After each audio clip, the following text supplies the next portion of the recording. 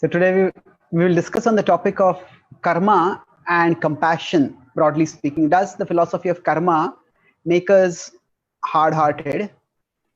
And I'll just give a brief introduction to this and then we can have some question answers. Thank you for joining today, everyone. And most of you may know that I have a physical handicap. I have polio in one of my legs. So I need some crutches or some braces for walking. So when I was a child, I always used to wonder, why was this problem there with me? And I had grown up. So there's a difference between growing up in a religious family and growing up with philosophical understanding. So we, in a general religious upbringing, we understand that God's will is supreme and whatever happens is by His will. But that can be give some devotional pacification, that maybe God will bring some good out of the bad, but still that doesn't really explain why something happens. So it is only when I started studying the Bhagavad Gita and then I understood the principle of karma. And I had later on I read this idea that the philosophy of karma can actually make one hard-hearted. In fact, there was an article in BTG a few years ago about how karma kicks a football coach. The idea was that there's this football coach for a major league in UK, and he said that people who are poor or people who are handicapped in some way, it's because of their karma. And there was like a hailstorm of censure upon him, where they said that how can you be so insensitive? How can you be so? People are already suffering, and on top of them, you are demonizing them. And eventually, he had to resign, or he was fired. Hello, good evening. The row over Glenn Hoddle's reported views on the disabled and reincarnation show no sign of abating. He says he's been misunderstood and misinterpreted. The England football coach has been trying to put the record straight, saying that the last thing he wanted was to upset people with disabilities. In the wake of the article, Glenn Hoddle was sent to Coventry, the Coventry-Liverpool match in the Premiership to be precise. The England coach is no stranger to controversy, but even he seems shocked at the way his comments have been interpreted. He's quoted as saying, "You and I have been given 2 hands and 2 legs and half-decent brains. Some people have not been born like that for a reason. The karma is working from another lifetime. What you sow, you have to reap." And though the England coach says he didn't mean disability is linked to previous sins, it's still no clearer what he did mean. All I've said, I gave an example of the man asked me about reincarnation, which I've been on television and radio before, and said that's a personal belief of mine. I tried to give him an example of why people, are born into sometimes in life in poverty, in material riches. And there's an imbalance there's an injustice, of which I've also said people were born disabled coming into life, and other people, I've personally got 3 lovely children that have not been disabled, God bless, at this moment in time. There are people on the fringes of society, particularly in Germany, for example, who actually have attacked disabled people on the basis that there is something wrong, evil about them, and therefore that justifies damage to them. And I think anything that encourages that sort of approach is very difficult to deal with and very disturbing. The Minister for Sport is similarly disturbed. So the idea is that when somebody is going through some distress, is the philosophy of karma meant to put them on a further guilt, burden them with a further sense of guilt? That is the idea that some people have, but at least in my experience, it wasn't like that. It was generally the way the philosophy of karma has been understood in the tradition. It is primarily forward-looking, not backward-looking. It is primarily more for preparing us to make wiser choices in the future, not so much to get into a post-mortem about what choices who has done in the past. And philosophy, or any particular philosophical point in specific, if it is not understood in the context in which it is applied traditionally, then we can apply it in a different context, and that can be counterproductive. So this is the whole idea of karma, is to help us choose better. So So I'll just make one point and then we can move on to question answers. The word karma itself has multiple meanings. You can have 4 or 5 meanings of the word karma. So before we launch into discussion question answer, let's look at these meanings so that we know what we are talking about. So the word karma can refer at one level to the law of karma. Nobody can escape their karma. Or the law of karma is infallible. It's inescapable. Human law can be escaped, but the law of karma can't be escaped. Here, karma refers to the link between cause and effect, between action and consequence.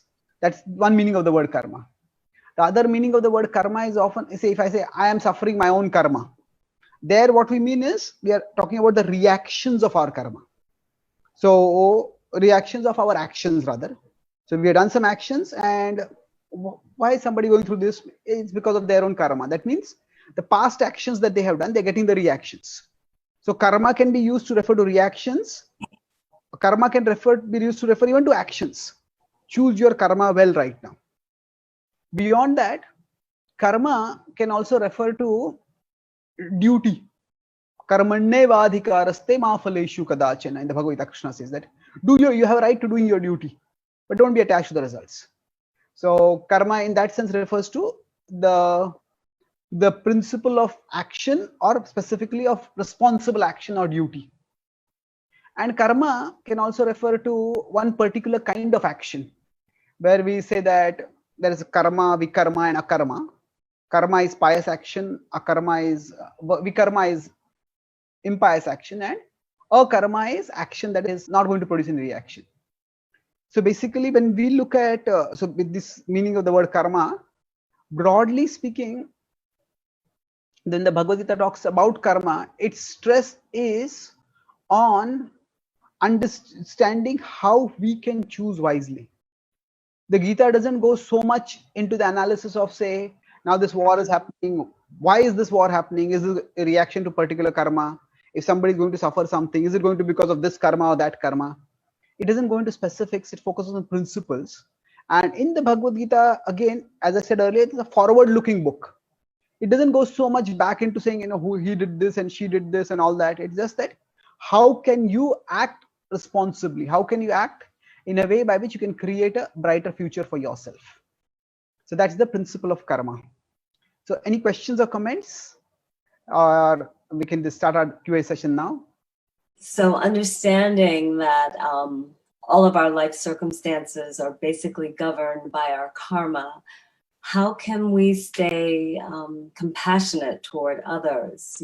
As you mentioned, when you read about karma and you start to take it on, you become hard-hearted. So how can we do to be more compassionate rather than, like you said, the example that you gave with the coach? Okay, it's a very important question. There is a difference between being hard-hearted and being clear-headed or level-headed. So several of my friends are doctors, and they tell me that quite often for a doctor to perform his or her duty, emotion can come in the way. A doctor's work is actually work filled with kindness, compassion. But if there is too much emotion comes in the way of judgment. So to take a simple example here, say somebody is alcoholic and they have suffered repeatedly because of the alcoholism, and then they have been told by the doctor, don't drink again, otherwise it could be fatal for you. And yet that person drinks again, and they are rushed into the emergency room, and then the doctor is there. Now the doctor will understandably be annoyed, even angry.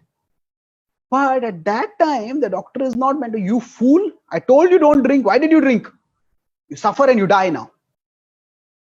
That can never be the mood of a doctor. The doctor has to first treat. So when a patient is there, the first thing that a doctor has to consider is, what is my duty over here? That's why, along with the philosophy of karma, there is also always the concept of dharma. Dharma is our duty. So it is also karma in one of the senses of the word. But so whenever we are interacting with others, our focus has to be not on what is their karma, but on what is our dharma. So a doctor has to think, what is my duty when a patient is sick? Yes, the first is treat the patient, get them out of that emergency, get them out of the pain. And then of course, the doctor may also have to give a cautionary note or cautionary warning that you cannot keep doing this again and again. But that shouldn't be the sole mode of interaction between the doctor and the patient, simply warning or chastising. So when somebody is in a phase of distress, our primary focus should be, what is my dharma in this situation? What am I meant to do in this situation? And that if we focus on, then naturally, if we see somebody who is in distress, we have to see, maybe it's my duty to help if somebody is in distress. Charity or compassion are considered important virtues, not just virtues, but also duties in the broad dharmic traditions. And when we are interacting with people at a one-to-one level, it is not for us to judge people based on their past karma in terms of past lives karma. If we start judging people based on their past lives karma, we will become completely heartless. If they say a person is robbed and the person goes to the police or to the king and the king says, oh, you are robbed because of your past karma, then social order will break down. Or if say a baby is crying and a mother thinks, oh, this baby is crying because of her past karma, then that will dry up all maternal love. So we don't do that. So the mother and the king have to see what is their dharma. And so we understand at a philosophical level that everybody is going through the consequences of their actions, but the primary focus is not to be into that hyper analytical mode. What consequences this person going through? Our focus should be on what the responsible attitude, what am I meant to do in this situation? So what is my duty in this situation? And sometimes it may be that there is very little that we can do with that situation, and then we can just offer our good wishes and prayers and move on. Or sometimes we do what is required and whatever is possible for us. So that's why the principle of karma will make us level-headed. That means we don't get sentimentally carried away and just try to fix anything and everything, because there are so many things wrong in the world. It's not our duty or responsibility to try to fix everything. But that doesn't mean we become completely apathetic. So the philosophy of karma can make us level-headed so that we can act in a way that is compassionate but also effective. Otherwise, we just try to fix every problem and we end up fixing nothing. Does that make sense? Thank you. Absolutely beautiful answer. Thank you. Thank you. Prabhuji, you mentioned about duty, right? So a sort of a related question. So scriptures talk about something called prayaschitta.